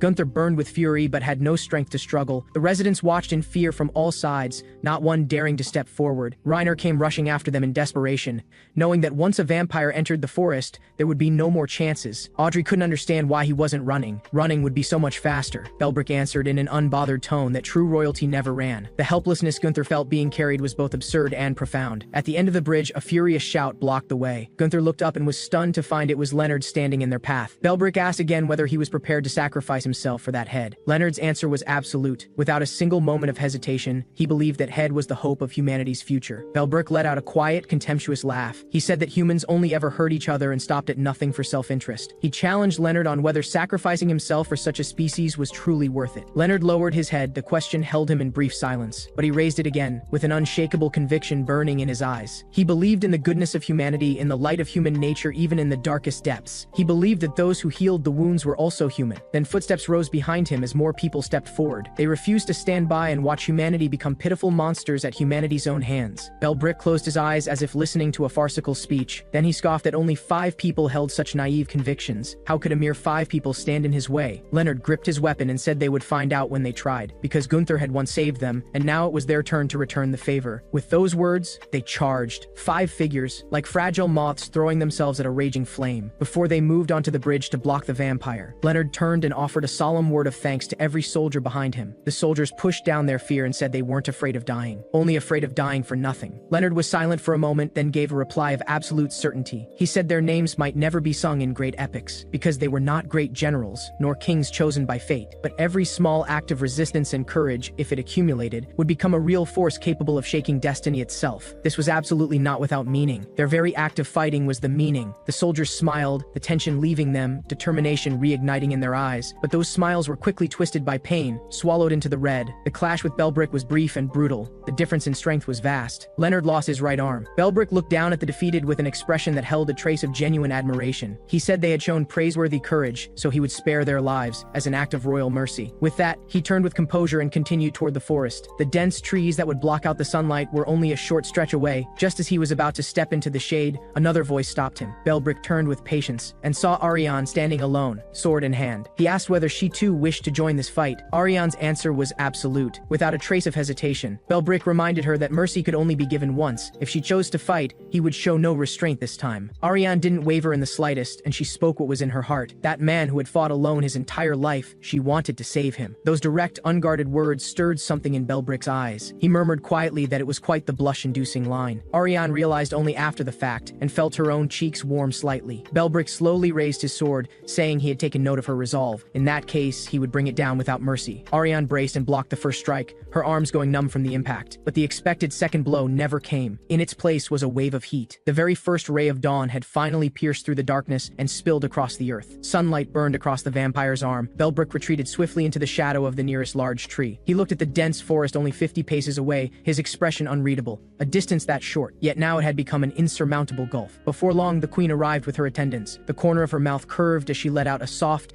deeply mocking sigh. She taunted that the uncle who had once been so high and mighty now found himself in such a sorry state. The sun climbed higher, and the shadows he could hide in grew smaller. The queen asked why he hadn't prepared a retinue of lesser vampire servants, then feigned a moment of realization, mocking that dethroned royalty had no one left to follow them. Belbrick acknowledged the point calmly, all thanks to her father's exile of him. But his bearing remained proud, and he asked the queen in return what she intended to do with him now. The queen considered it with visible pleasure, slowly cut down the tree, or simply set it on fire. Belbrick then raised the point that neither would befit the glorious standards of royalty. He claimed he could have fled, but had chosen to stay to preserve his honor. Being trapped here was proof that he upheld the royal code, and if the queen used that against him to kill him, it would be a dishonorable act, not a choice worthy of someone of royal blood. Ariane immediately warned the queen not to be taken in by his sophistry. His ability to stand here at all had been bought by the soldiers with their lives. Belbrick continued to put forward what he called his proposal of honor. He asked the queen whether she wished to hear it. The queen began to consider, and the only sound left around them was the rustling of leaves in the wind. After a long moment, she suddenly gave a soft, quiet, meaningful laugh. The queen's memories were filled with her uncle's cold, cutting reproaches. That voice had always told her she was a disappointment, unworthy of the throne. Even the smallest slip in dining etiquette would be magnified into a grave offense. He had declared her foolish, completely unsuited to be of royal blood. Those words had become thorns lodged deep inside her, and years later she still despised him for them. The attendant asked urgently whether she had accepted the dangerous proposal. The queen answered with firm resolve, evading an honorable duel was a disgrace. She would seize this opportunity to prove that she was the true royalty. She then turned on the attendant Patrick, demanding to know where he had disappeared to just now. Patrick looked a little guilty. He claimed he had been searching for an escape route on her behalf. The queen saw through him at once, exposing that he had actually been finding a way out for himself. She warned him that if he dared to vanish without permission again, the consequences would be severe. She would have his limbs cut off to remind him who was in command.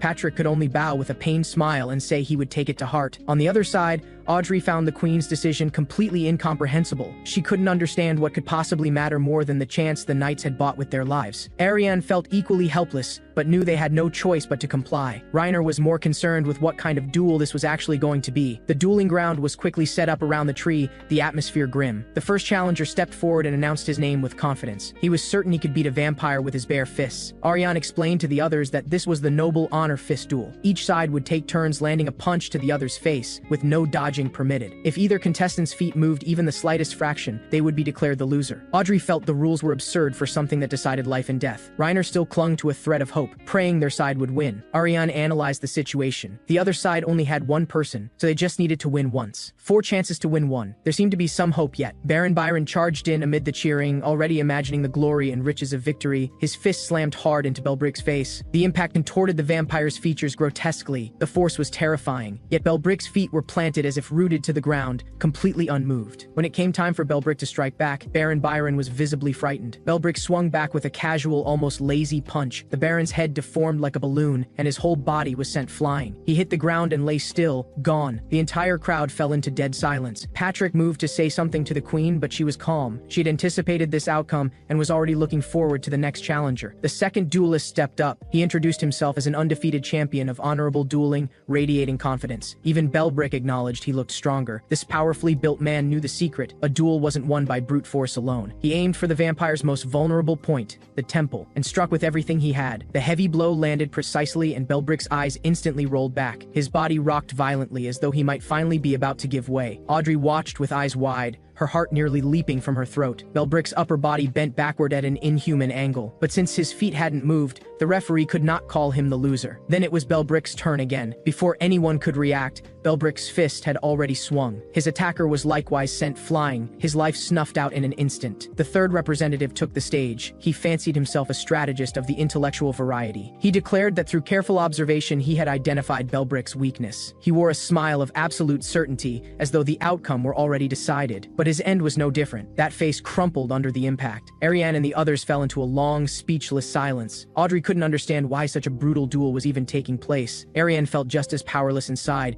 but there was no way back now. Every remaining hope rested entirely on the final representative. Upon learning the last person was Gunther, Belbrick objected immediately. He declared that head already belonged to him, but the queen only gave a cold smile and had Gunther's complete body brought out. She pointed out that what the other side possessed was far less than what she had, and she gave her royal word that if they lost, the head would be handed over willingly. She finished with a light-pointed question. Was he perhaps afraid to duel and looking to back out? That dishonorable label left Belbrick with no choice but to concede. The moment his body and head were reconnected, Gunther's first words were a stream of curses. He found the entire concept of this killing game, played in the name of honor, utterly senseless. The queen dismissed him with contempt, saying it was natural for the lowly to fail to grasp noble conduct. She promised that if they won honorably, Reiner's charges would be dropped. Then she set the duel for the bridge after sunset and turned to leave. Gunther flexed his new arm, feeling a deep and unsettling wrongness about it. Ariane explained it had been specially crafted to deliver the most powerful punch possible. Due to the time constraints, parts from Leonard and others had been incorporated into it. Gunther felt a wave of revulsion at that. Ariane quietly asked whether he found that sacrifice moving. Gunther paused for just a moment, then gave a firm denial. Night fell, and the final duel unfolded on the ancient bridge. Belbrick was inwardly elated. Everything was going exactly according to his plan. He had been laughing at the queen's foolishness all along, and had rigged the outcome long ago. He had quietly manipulated the joints in his feet so they could detach at will. Even if his upper body were knocked flying, his feet would never move. Whether it was dishonorable or not meant nothing to him. He only wanted to watch the queen suffer a humiliating defeat. The referee announced that Gunther's side would strike first. Gunther gathered every ounce of his strength and threw an earth-shattering punch. In the split second before it connected, Belbrick's smile locked in place. A force far beyond anything he had anticipated, annihilating in scale, came rushing at him. Belbrick's head separated instantly from his body and rolled across the ground. Gunther assumed the fight was over, but the referee ruled that since the other side's feet hadn't moved, the match had to continue. Gunther couldn't hold back his curses. These dueling rules were unlike anything he'd ever seen. Belbrick's body began to reassemble. A flicker of genuine alarm passed through him, quickly replaced by even stronger confidence. He was certain that once it was his turn to attack, it would all be over. But Gunther's jaw had been urgently reinforced to withstand the impact. Belbrick's fist failed to cave his face in, and Gunther's feet held firm as though they had taken root. The referee announced again. Gunther had not moved an inch. Attack and defense were swapped. Gunther's counter came, and another heavy punch drove forward. Belbrick's head flew off once more, and his heels lifted, barely. He stamped back down in a panic, and for the first time a real sense of crisis rose within him. If this kept up, he might genuinely lose the fight. He raged out of control, declaring that he alone had the right to call himself king. Only he was the bloodline truly fit to sit upon the throne. Gunther spat out a broken piece from his mouth and asked coldly what of it. Belbrick completely erupted, tearing open an old wound that had festered for years. He accused the queen's father of not only stealing the throne that was rightfully his, but also having his arms cut off to eliminate forever any chance of him claiming the crown.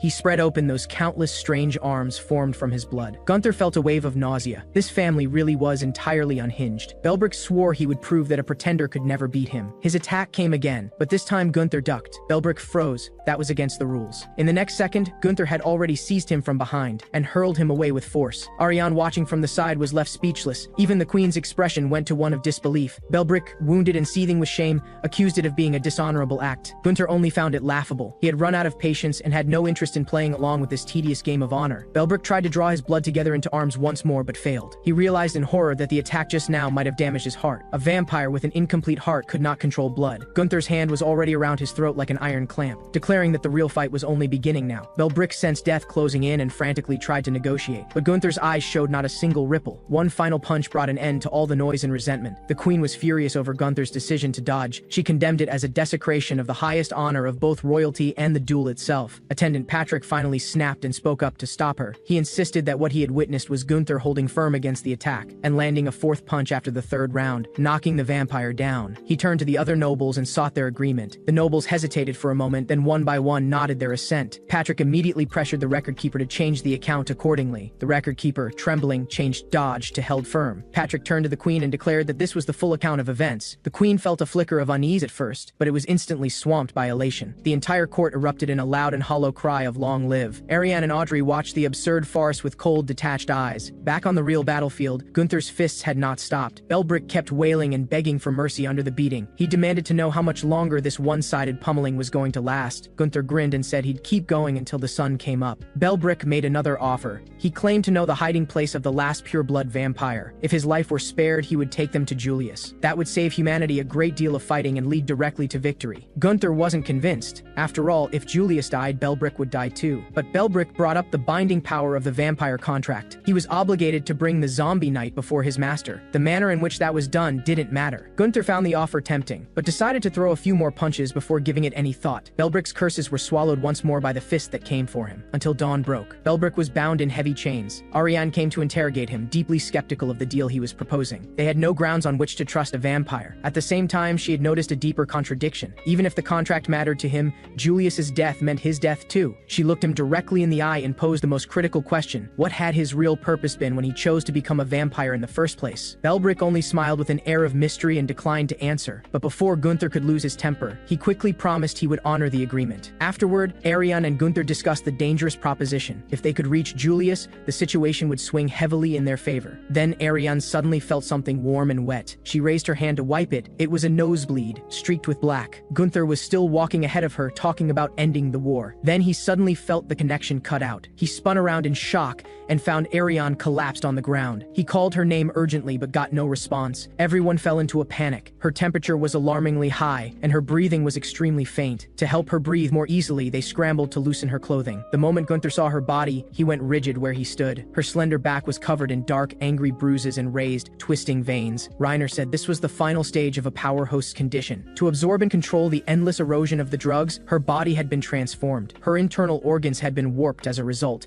making it impossible to digest even ordinary food. Gunther was shaken to his core, unable to imagine how she had been living in that body, especially since she had used it to endure countless nights of battle by his side. Reiner said there was no precedent to follow. They could only watch and wait. But he realized with surprise that Gunther was actually worried about whether Ariane would live or die. Gunther snapped in irritation that he was only afraid of losing his power source. Reiner gave him a knowing look and said nothing more. A teammate reported her breathing was stable, but the cause of her condition remained a mystery. Worse still, even with Gunther connected to her right now, the power couldn't fill up. Reiner explained that the worse her physical state became, the lower the power output. It was already fortunate that things weren't getting worse. He even warned that if her condition deteriorated further, the power would begin draining away even while connected. Gunther felt a despair settle over him. This was more terrifying than dying in battle. Reiner told him to stay by the bedside and keep watch, while he went to look for another way. The room was left with just the two of them. Gunther looked at his remaining time, less than 1 hour. Ariane was still running a high fever. He wrung out a cloth and clumsily wiped the sweat from her face. Only in that moment did he notice how small her face and hands actually were. Why should such a slight body have to endure the agony of being torn apart? He couldn't understand what it was that made her willing to sacrifice herself like this. Audrey burst in at that moment and walked straight into the sight of him holding her hand. She went red in an instant, dropped the bucket, and fled in flustered haste. After the door shut, her excited exclamations followed. He bellowed in mortified outrage, the sound reverberating around the room. Night came, and there was still no sign of Ariane waking. As Gunther wiped the sweat from her face, he found himself thinking about what she had said before the battle. She had said it with such sincerity that she hoped to see him again tomorrow. Without realizing it, he pressed his hands together and repeated that same prayer, hoping that tomorrow he would still be able to see her. But when dawn arrived, his prayer went unanswered. Gunther was on the edge of breaking down, and worse still, the power connected at his wrist had begun to decrease. Reiner announced with a grave expression that they could not wait any longer. They had to activate the final plan. They could no longer depend on Ariane as the sole power host. Before the power was completely depleted, they had to mobilize every available person to develop new power humans who could replace her. Ariane was carefully lifted onto a stretcher. Gunther stayed close by her side. As they passed through the corridor, a massive stone stele stood in the shadows. Its surface was carved densely with names. Reiner explained that these were all the people who had failed the Power Human project. Gunther hadn't expected the names of heroes to be buried in a place like this. Reiner gave a bitter smile. Their path had never been understood by the world. Then a teammate came running with a report. Materials for one person had been prepared. When Gunther heard one person, despair seized him again. Reiner explained that all resources were only enough to create one miracle. Gunther found himself curious as to which fool would willingly sacrifice themselves this time. Reiner's expression suddenly turned deadly serious. He began to speak honestly about himself, that he had always been too indecisive his whole life. But this time, he could no longer run away. He had to protect Audrey. He looked at Gunther with eyes that burned and stated his decision. This time, he would be the Power Human so that Gunther could live. Gunther never imagined for a moment it would be the once cowardly, life-clinging Reiner. Before long, Reiner sat down on the operating table. He explained the process would be quick. If it worked, Gunther's power would be restored. Gunther asked what would happen if it failed, but Reiner stubbornly insisted it would succeed.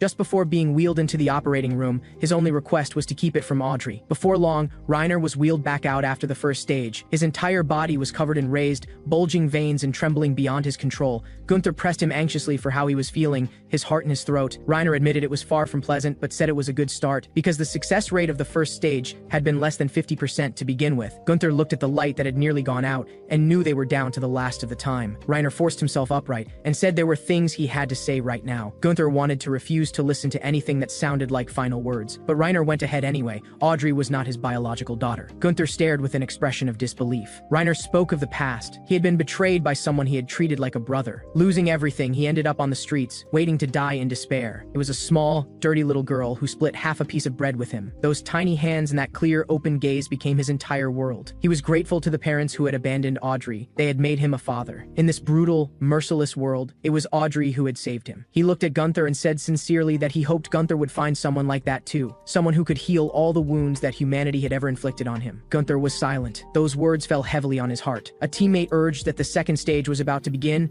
and Reiner nodded with calm composure. He was wheeled once more toward that plain but fate-deciding operating room. Gunther stood where he was for a long time, unable to move. At that moment, Audrey, who had been gazing out the window, felt a sudden pang and turned, as though sensing that someone dear to her was stepping into the furnace of life. Gunther went back to Ariane's side and connected the device one last time. He repeated silently to himself that surviving was more meaningful than anything else. He hadn't even finished the thought that had always carried him forward, when the harsh alarm tore through the air and the red light went out completely. All the power was gone. His support gave out, and his consciousness sank into boundless darkness. A new name was added to the cold stone stele, the name Reiner, clear and deeply carved. He had sustained himself for a full 12 days after becoming a power human. It was recorded as a failed experiment, yet it was also a miracle of life. Perhaps what sustained him was a will beyond anything ordinary people could imagine. Throughout that time, Ariane remained lost in unconsciousness. But another miracle came on the 11th night. She finally woke, and although her body was weak, she soon began to transfer power again. Yet Reiner's condition deteriorated sharply the moment she came back to them. Perhaps because he had finally been able to let go, he allowed himself to reach the end. In his final moments, he murmured quietly that he had never known living could be so painful. But in a world this cruel and harsh, to have had hope at all was already a gift. Audrey gripped his hand tightly, forcing out a smile with everything she had. In his last breaths, warm memories from the past drifted before his eyes, roasting meat together in a mountain cave. Quiet, ordinary days in their new home. Her laughing as she polished his bald head until it shone. The first time she brought a boy home. Tears finally slid from the corner of his eye as he murmured to himself, his daughter, how beautiful she was. With those words, he closed his eyes forever. Audrey did not cry in front of him. She said it had been his choice, and it was he who had been everyone's support. If it had been her, she would have made the same decision. But after that, deep into every night, from that small room, there always came the sound of quiet, suppressed, persistent weeping. At dusk, Gunther was receiving energy from Ariane. They were talking about the journey that would set out the following day. Ariane looked through her documents, focused and composed. Gunther found himself marveling that after everything she had been through, life, death, and loss, she was carrying herself with a calm that went beyond what he would have imagined. Ariane closed the book quietly. She said plainly that without this kind of resolve, none of it would have ever begun. Gunther gave a soft, deflecting laugh and looked away. He said under his breath that he was actually really glad to see her again. Just don't go collapsing on him like that again next time. Ariane heard him and gave him a warm, gentle smile. That night, Ariane fell into a deep sleep, and Gunther kept watch by her bedside. An unusual sound put him instantly on alert. When the door was pushed open, his blade was already at the intruder's throat. The visitor turned out to be the Queen's attendant, Patrick. He claimed the visit had nothing to do with the Queen and was purely a personal call. He offered his condolences for Reiner's passing, though his tone gave nothing away. Gunther looked at him coldly and pointed out he was an entirely different person from when he was at the Queen's side. Patrick took that as a kind of compliment and smiled. Then he stated his purpose. Someone urgently wanted to see him before the expedition departed. Gunther moved to wake Ariane, but was stopped immediately. Patrick made clear he had to go alone. Gunther asked warily, without a connection, he only had 2 hours. Patrick said the one who wanted to see him was a presence more important than the fate of humanity, the King of Kings, the very origin of human history itself. Wasn't he curious about the true origins of humans and vampires? If he came along, every answer would be revealed. Patrick's words were full of temptation, like the serpent in the Garden of Eden. Gunther stared hard at him, every alarm in his mind ringing at full pitch.